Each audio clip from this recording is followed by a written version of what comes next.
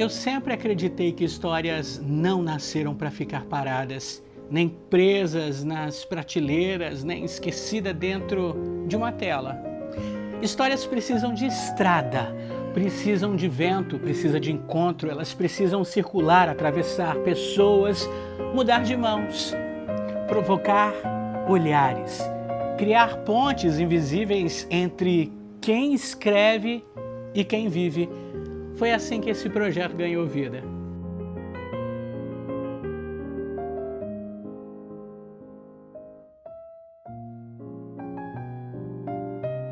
Um trailer, mas não qualquer trailer. Um trailer que carrega tesouros secretos. E quando eu falo de tesouro, eu não estou falando de ouro. Eu estou falando de livros, de mundos inteiros dobrados em páginas, de vozes que atravessam o tempo esperando alguém escutar, de histórias que muitas vezes estavam só esperando a oportunidade certa para encontrar alguém. A gente chama o trailer de livraria, mas ele é mais do que um ponto de venda. Ele é um ponto de encontro, um lugar onde histórias deixam de ser objeto e passam a ser experiência. Aqui a gente vende livros, sim, precisa se sustentar o projeto, mas também doa, porque a leitura não pode ser um privilégio, ela deve ser acesso, ela precisa ser ponte, ela precisa chegar em quem nunca teve a oportunidade sequer de segurar um livro, de ouvir uma história e de enxergar dentro de uma narrativa. Esse trailer não para, ele é itinerante. Ele atravessa caminhos, cidades, praias, levando histórias por onde muitas vezes elas nunca chegaram. Ele rompe distâncias, quebra barreiras e transforma qualquer espaço em um território de leitura. E foi na praia que eu entendi o tamanho disso tudo. Pessoas de diferentes lugares do Brasil com histórias completamente distintas se encontrando ali, diante de um livro, gente que nunca tinha aberto um, gente que vivia dentro deles, gente que só parou por curiosidade e acabou ficando por identificação. E de repente, tudo se conecta.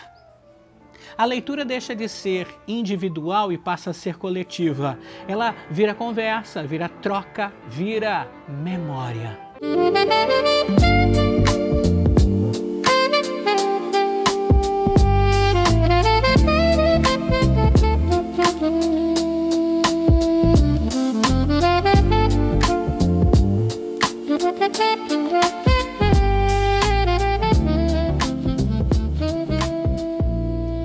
Mas um projeto como esse não se sustenta sozinho. Levar um trailer para a estrada, manter livros circulando, garantir doações, criar experiências e manter tudo isso vivo exige mais do que vontade. Exige estrutura, exige constância, exige compromisso. Exige gente que acredita de verdade no que está construindo e, principalmente, exige propósito maior do que interesse. Porque quando o interesse político entra na frente do propósito, o caminho trava. A cultura passa a ser usada como ferramenta e não como transformação. A leitura vira discurso quando, na verdade, ela deveria ser prática, vivência, presença real na vida das pessoas. E é por isso que esse projeto escolheu outro caminho. Um caminho sustentado por pessoas, por parcerias que acreditam, que constroem, que caminham juntas. Ter ao lado, por exemplo, a Public Play não é só uma parceira técnica, é uma aliança de visão. É o que permite que o projeto vá além do físico, que leve acessibilidade, que alcance quem não lê com os olhos, que expanda o impacto através do digital, do áudio, da experiência. Mas Nada disso existiria sem quem escreve. Os escritores são a base de tudo. São eles que criam, que imaginam, que transformam sentimentos em palavras, que constroem a história, que atravessam esse trailer e que chegam nas pessoas. E existe uma força ainda mais silenciosa, mas absolutamente essencial: os clubes de leitura.